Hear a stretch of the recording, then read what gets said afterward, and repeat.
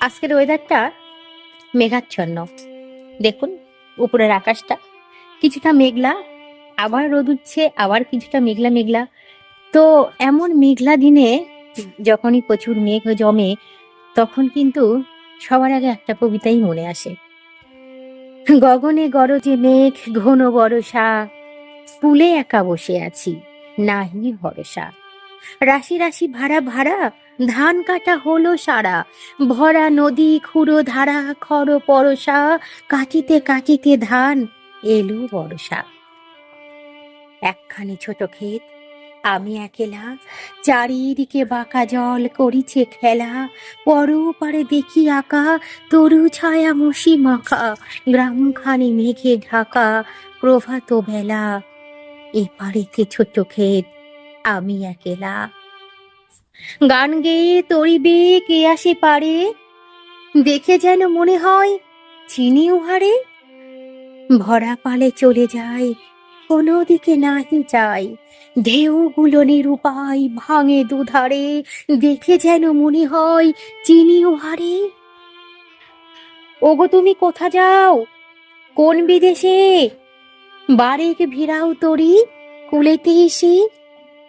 যেও যেথা যেতে চাও, যারে খুশি তারে নাও, শুধু তুমি নিয়ে যাও ক্ষণিক হেসে আমার সোনার ধান কুলেতে এসে।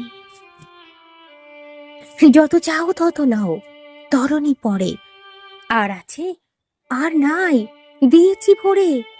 এতকাল নদী কূলে যাহা লইছিনু ভুলে, সকলই দিলাম তুলে থরে বিথরে, এখন আমারে লহ করুণা করে। ঠাই নাই ছোট সে তরি, আমারই সোনার ধানে গিয়েছে ভরি। শ্রাবণ গগন দিনে ঘন মেঘ ঘুরে ফিরে, শূন্য নদীর তীরে রহিল পড়ি। যাহা ছিল নিয়ে গেল সোনার তরি, যাহা ছিল নিয়ে গেল সোনার তরি। কবিগুরু রবীন্দ্রনাথ ঠাকুরের সোনার তরি। আহা, এই কবিতার মধ্যে কবি কত কিছু বলে গেছেন, কত কিছু। আসলে আমরা এই জীবনে যা কিছু করে যাচ্ছি, সবই তো আমাদের ফসল। সেই ফসল কখনো ভালো হতে পারে, কখনো খারাপ হতে পারে, মানে আমাদের কর্মের উপরে সবটাই নির্ভরশীল। আর একটা সময় যখন আমরা চলে যাব, তখন কিন্তু সব পড়ে থাকবে, সব। তো সুতরাং কবির এই কবিতার মাধ্যমে যে বার্তা দেওয়া, যে সোনার তরী সবকিছু নিয়ে যাবে, কিন্তু আমাদের জন্যেও কিন্তু আর জায়গা থাকবে না।